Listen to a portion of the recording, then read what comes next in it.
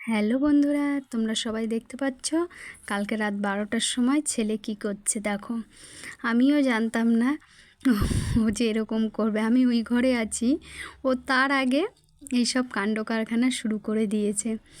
তো তারপরে ওর বাবাও তো অবাক, ওর বাবাকে তো বলাই হয়নি। এমনি আমি জানতাম যে ও একটা কেক ওর বাবার জন্য কিনে এনেছে।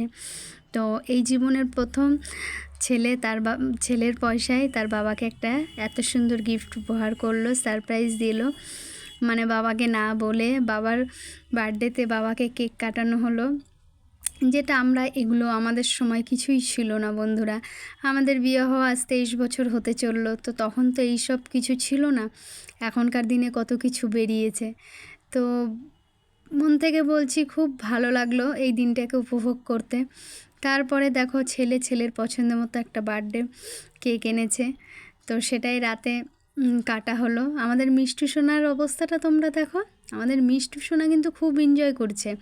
কালকে ওকে ও ঘরে আটকে রেখেছি, মেয়ে ঘুমিয়ে রয়েছে বলে।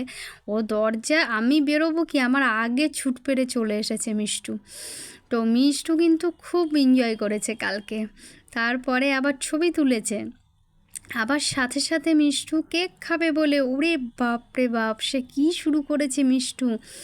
তো আমাদের স্পেশালভাবে কিছু আয়োজন ছিল না বন্ধুরা, শুধু ছেলে সারপ্রাইজ দেবে তার বাবাকে।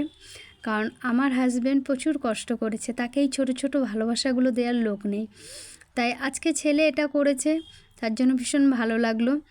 তো আমাদের মিষ্টু সোনাও দেখলে তো কীরকমভাবে কেক খাওয়ার জন্য ব্যস্ত। তো দেখো এবার মিষ্টু সোনাও কেক খাবে।